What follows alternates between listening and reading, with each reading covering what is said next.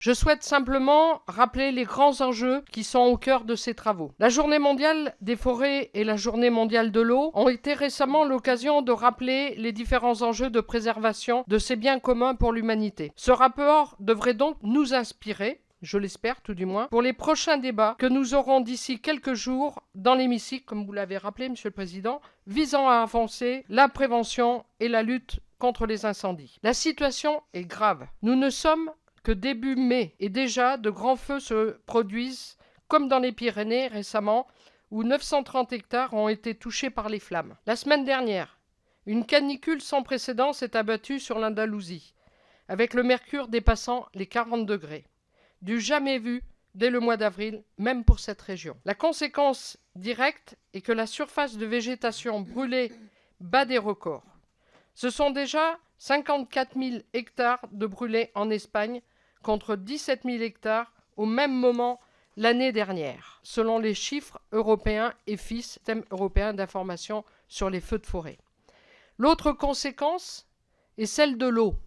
60% des terres cultivables espagnoles sont asphyxiées par le manque d'eau. Ce qui est vrai pour l'agriculture est également vrai pour la forêt, surtout lorsqu'on sait que le stress hydrique est un des principaux facteurs aggravants de la mortalité des arbres. Si cette situation semble dramatique, rappelons-nous que nos activités humaines nous emmènent droit vers plus 4 degrés à la fin du siècle si nous ne faisons rien. Ces actualités sont malheureusement amenées à se multiplier et à s'intensifier cet été comme les années suivantes.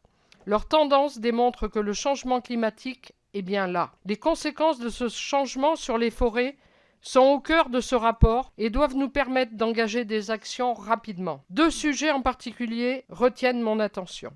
La qualité des sols et la retenue d'eau dans les sols pour la végétation. Brièvement sur ces 2 points. Le puits carbone forestier français a été divisé par 2 sur la dernière décennie, malgré une augmentation de la surface forestière de plus d'1 million d'hectares, d'après le Haut Conseil pour le climat et l'inventaire forestier national. Le cycle de l'eau douce est la 6e limite planétaire à être dépassée d'après le Centre de résilience de Stockholm. Il s'agit en particulier de l'eau dite verte, stockée et évapotranspirée par les végétaux et qui concerne donc nos forêts. Au moment où nous allons auditionner 2 ministres demain sur le plan eau et où une mission d'information portant sur les questions agricoles et de biodiversité va se lancer. Il me semble impératif de relier la question de l'eau et des sols à celle de l'avenir de nos forêts, car ce sont des écosystèmes interdépendants et vitaux pour nous dans tous les cas. Pour finir, je rappellerai simplement que les forêts vivent sur le temps long. Un cycle court dure environ 30 ans, tandis qu'un cycle long s'écrit en siècles. La forêt française est particulièrement jeune, moins de 100 ans en moyenne. La question de l'adaptation au changement climatique est donc d'autant plus ténue